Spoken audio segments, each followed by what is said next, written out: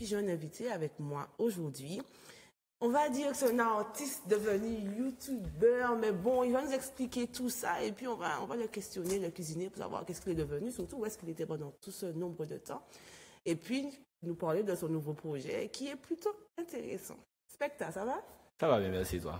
Ça va, merci. Justement, on va commencer par nous un peu de toi, rapidement. Alors, pour ceux qui ne connaissent pas Specta et qui est F-Baby, donc j'ai fait du rap et du dancehall pendant, alors de 2008, ça fait 10 ans, 2008-2018, ça fait 10 ans. Et j'ai commencé donc depuis l'année dernière, comme tu as pu le dire, une plateforme sur YouTube qui s'appelle Power Linitil, où je fais des petites vidéos sur l'actualité musicale, que ce soit rap, dancehall. Je peux parler d'autres choses, mais effectivement, je préfère parler de ce que je connais. Donc j'aurai sur rap, dancehall, reggae, etc.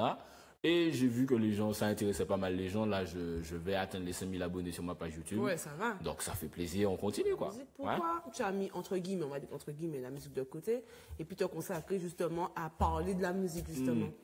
Mais disons que j'avais fait le tour en fait. J'ai envie de te dire, j'ai commencé en 2008. J'ai eu le temps de faire du rap, de faire du dancehall, de sortir des clips sur YouTube, de faire des prestats, de faire des mixtapes, etc. À un moment, tu te dis, est-ce que j'apporte vraiment quelque chose en sortant des sons?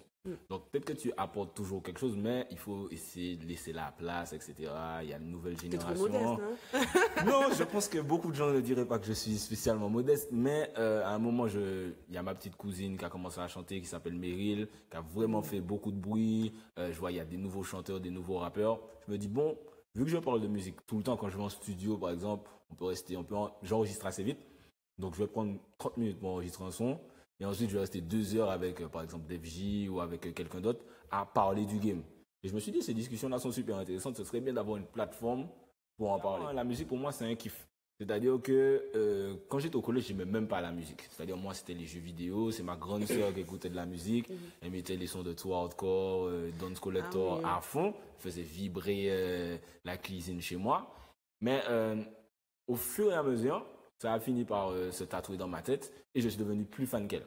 Et là, maintenant, dans mon entourage, que je sois au travail, que je sois avec des amis, ils me disent, Specta, tu peux arrêter de chanter, tu peux arrêter de parler de musique. Je parle de musique vraiment toute la journée. Donc, mon approche de la musique, c'est que j'ai pas envie de dire c'est ma vie pour faire le truc super cliché de ouf, mais c'est vraiment ma passion, quoi. Comme il y a des gens, tu connais les gars Chien-Boule, sont fans de football. Ils vont parler de football toute la journée.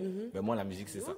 Quelles sont les informations que tu veux vraiment donner, par exemple, parce que tu parles beaucoup de nos artistes, nos artistes du pays aussi, de Guadeloupe. Quelles sont les informations que tu veux vraiment donner aux gens qui t'écoutent?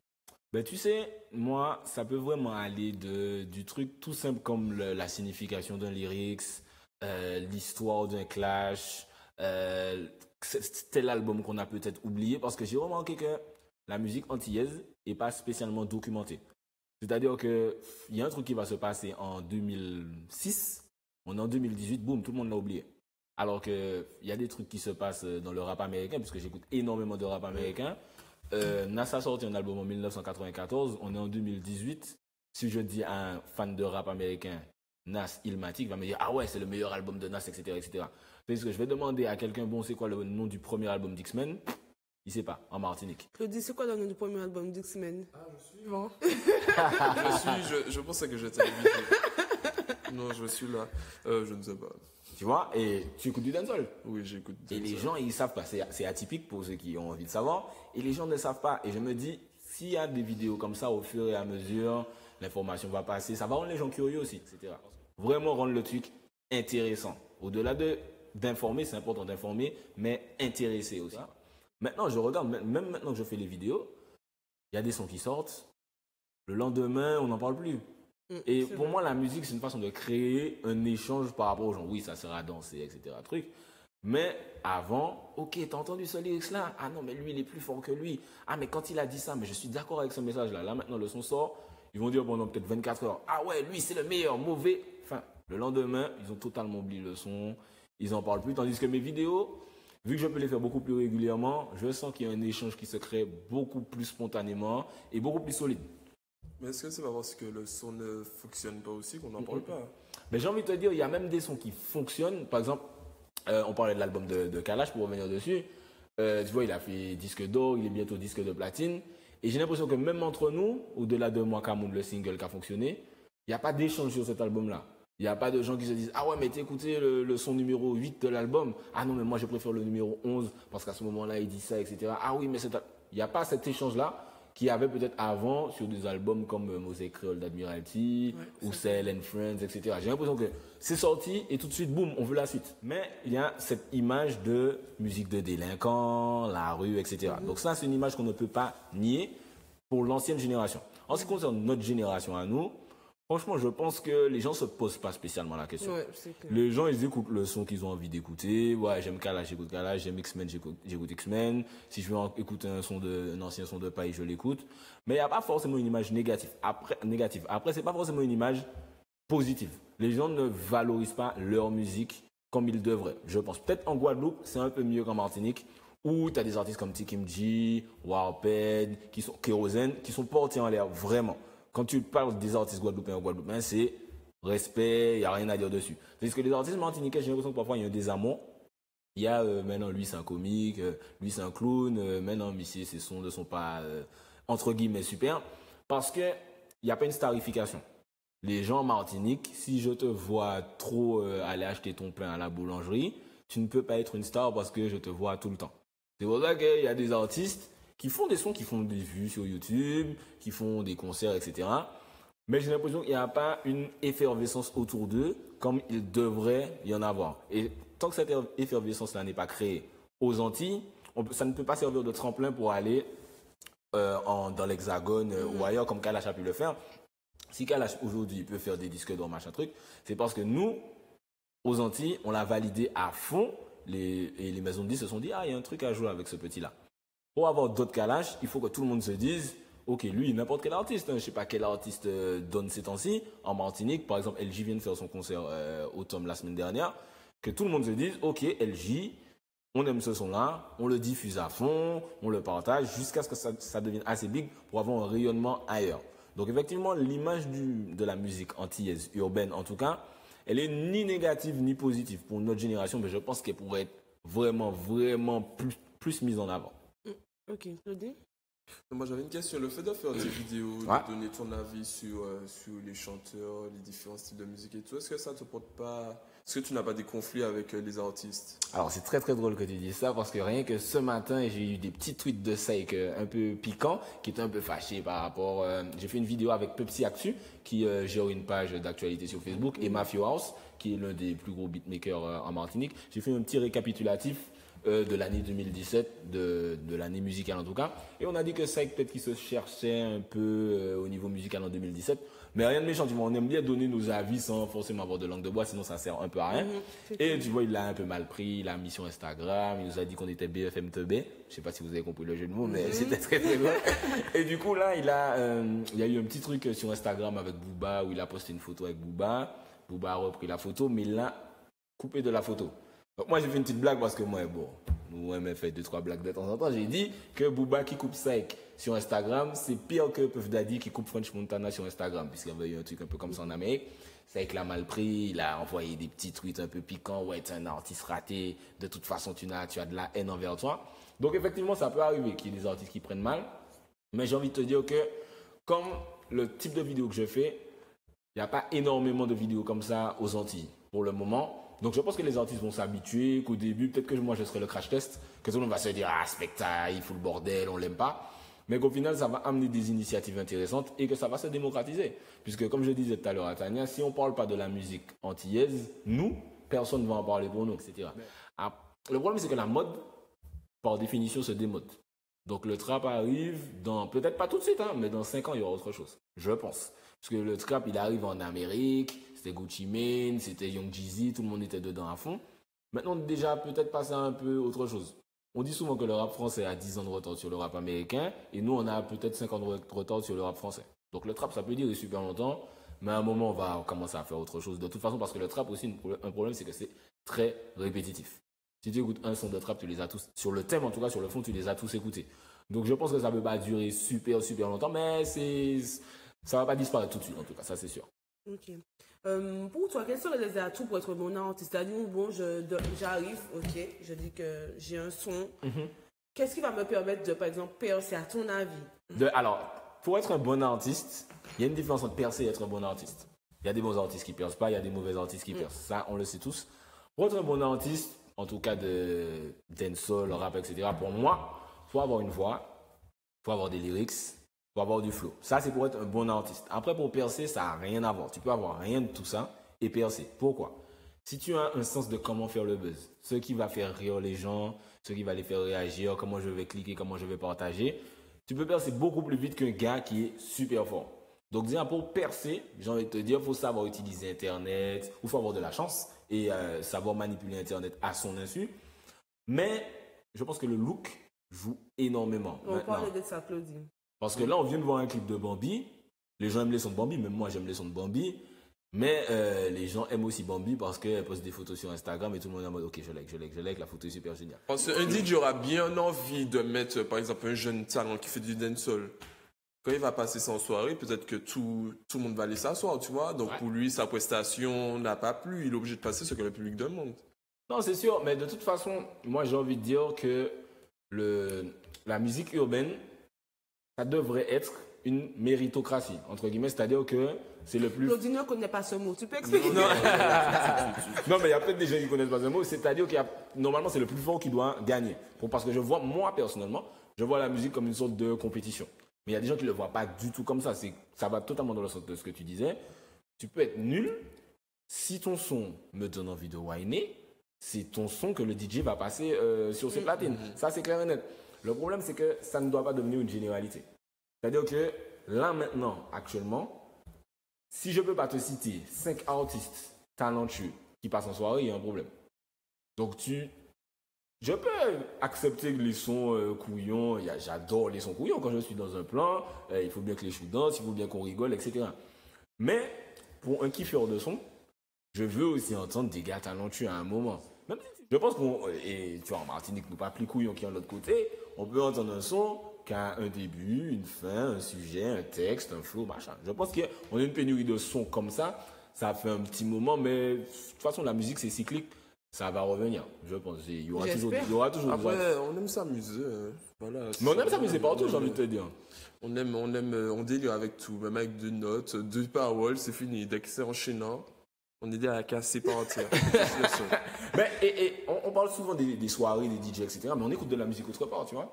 Parfois, je suis chez moi, je suis posé, j'ai peut-être pas envie d'entendre Back It Up on the Dump Truck, j'ai peut-être envie d'entendre un son qui me parle de la vie, de trucs. Et en Martinique, ça manque un peu. Tu trouves, mais moi c'est ce que je disais, même au DJ qui arrive ici et tout, et que les gens sur Internet et tout qui disent les gens de 2 notes, que les DJ passent à moi, quand je suis en soirée, j'ai pas envie d'écouter du son conscient. Ouais, clairement. J'ai envie de m'amuser, je suis là pour m'évader. Quand je suis chez moi, posé, je vais aller à la mer, auprès de chez moi, j'ai envie d'écouter un son qui me parle vraiment, qui va me toucher. Là, je vais l'écouter, mais quand je vais en soirée, c'est pour m'évader. J'ai pas envie d'à aucun moment. J'adore Ezekiel Nga, mais j'ai pas envie que quand je vais en soirée, je suis fan du gars. À part les sons à lui qui bougent, mais je veux écouter Ezekiel Nga chez moi, au calme, tranquille, en train de passer ma serpille à mon balai. C'est ça qui est bon poésie. Mais peu importe là, mais j'adore Ezekiel Nga. Et pour moi, c'est un très bon artiste. Mais pour te dire, il y a des conditions dans lesquelles tu as envie d'écouter des sons. Mais tu vois, du coup, hors Easy Kenenga, tu n'as pas forcément de gens de ce type-là, nouveaux, à écouter. Parce qu'ils n'ont pas assez pété. Peut-être parce qu'ils n'ont pas encore donné envie. Il y en a, mais qu'on ne connaît pas. Donc en fait, on va faire un petit peu le conseil de classe des artistes. Donc j'ai pris des noms d'artistes au hasard. Ouais. Donc tu vas leur donner une note. Sur 10 ou sur 20? Sur 10. Okay. Sur 10 ou sur 20, comme tu veux. Donc, une note, une mention, donc soit un avertissement de ce que tu veux, un encouragement, un tableau d'honneur ou félicitations et une appréciation. Okay. Donc, genre, tu vas dire un petit commentaire. Enfin, on va essayer de dire un mot. Genre, je sais pas quel genre de mot. T'inquiète, on va improviser. Donc, c'est une note, avertissement et une appréciation. Ah, ok. Donc, alors, J-Max. J-Max, je lui donne un 8 sur 10. Avertissement, conduite parce que faut ici et qu'a fait les femmes l'ont fait bébé.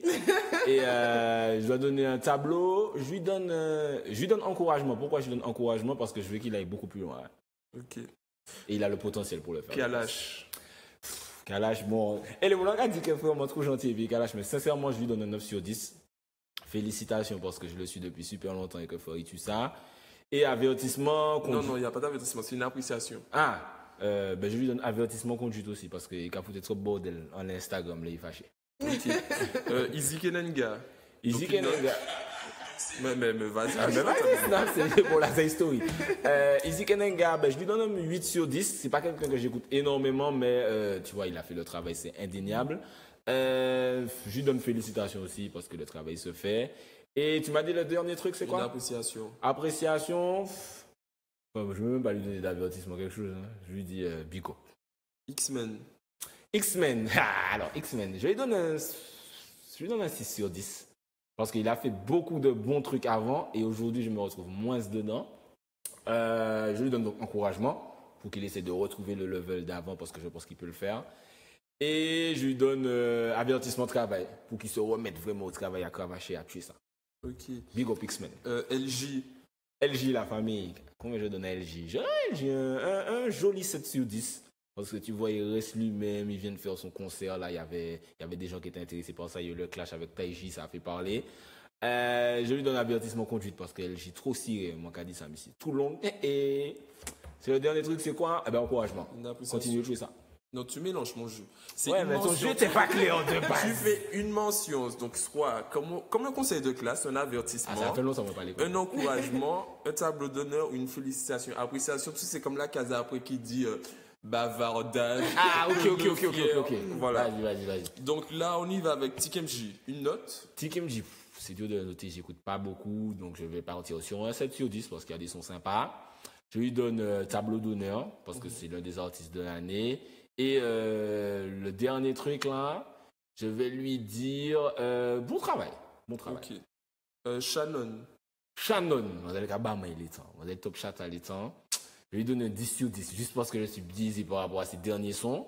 Donc 10 sur 10 pour Denny Gia et comment il s'appelle le son là? Je sais pas. Maladie. 10 sur 10 pour ça. Appréciation, félicitations parce que c'est top chata et continue à travailler. Ok. Et c'est sans langue de bois, Gifta. Hein? Ouais, Gifta, j'écoute pas beaucoup. Gifta, je vais donner 6 sur 10. Mais je suis pas trop dancehall guyanais, 6 sur 10. Appréciation, ben, encouragement, puisque visiblement, il y a des gens qui aiment, donc continue à faire le truc. Et appréciation, continue le travail, continue les clips, parce qu'il a fait un petit clip pour Kalash là qui était sympa, donc keep going. Le couple Jaliana Bambi. Couple musical, hein? T'avais pas dit Mandi ou Tu seras pas le seul à dire ça. 9 sur 10. Les deux sons qu'ils ont fait là, enfin, ils ont fait plusieurs sons, mais les Run Deep Play, c'est l'autre là, j'ai oublié. Vraiment bien. Encouragement pour qu'ils continuent à aller plus loin. Et mention, arrêtez de faire du vice en cours. Alors, Admiralty 10 sur 10. Parce que pour la carrière, je suis obligé. Félicitations pour la carrière, je suis obligé. Et pour la fin, je dirais, remets-toi au travail dans le sens où il y a beaucoup de gens, pas moi forcément, mais le public qui se retrouve pas dans ce qu'il fait actuellement. Donc, remets-toi au travail à fond pour montrer qu'on est toujours là. Ok, funny. So, je lui donne 5 sur 10. C'est pas la moyenne quand même. Je lui donne la moyenne. C'est pas du tout mon délire ce qu'il fait. Mais il y a des gens qui aiment et quand on est en soirée, on danse dessus. Donc je lui donne 5 sur 10. Je lui donne encouragement pour qu'il faudrait continuer à faire les gens whiner, etc. Et appréciation, accepte-toi comme tu es. Tu vois, sois conscient de qui tu es. Tu fais des sons comme tu veux les faire, comme ça. Il faut savoir qu'il y a des gens qui ne vont pas kiffer. C'est tout. Okay. Kérosène, 8 sur 10. 8 sur 10. Bon lyriciste, il écrit bien. Félicitations parce que il y a un moment où il avait un peu disparu. Réussir à se déterrer comme ça et à revenir au devant de la scène. Respect et avertissement conduite parce que il est si haut aussi. Il fait des trucs dans la rue, machin truc. Il y a peut-être des gens qui suivent ça. Donc, avertissement conduite. Calme-toi, ok. Une note, enfin, le trap, la catégorie trap. Trap antillais? Ouais. Trap antillais, 5 sur 10. La moyenne, parce que c'est bien, mais ça tourne un peu en rond. Donc, je dis, remettez-vous au travail, les gars, et montrez que le trap antillais, on peut faire aussi bien que le trap américain, parce que, voilà, on a les sonorités pour. Donc, remettez-vous au travail, les gars. La Rose. Je vais être dégueulasse, hein, mais je vais lui me donner 4 sur 10 parce que j'aime pas du tout ce qu'elle fait moi personnellement. Mais après, il y a beaucoup de gens qui aiment Big Up La Rose. Appréciation, ben, comme je disais, j'aime pas spécialement. Et ben, continuer à travailler aussi. Et Seik, pour terminer.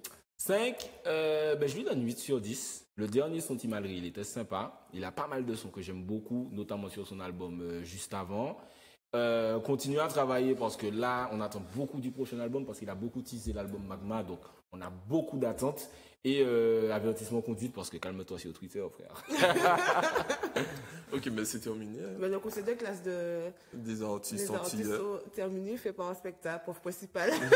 Sans langue de bois, t'as vu? Donc, Sans oui, langue de oui, bois. oui, effectivement. Non, il a été gentil. J'ai Ils été sont gentil. tous suiveurs. Je pense qu'il a vraiment pas dit ce qu'il pense. Tu penses? Non, c'est vraiment ce que je pense. Hein.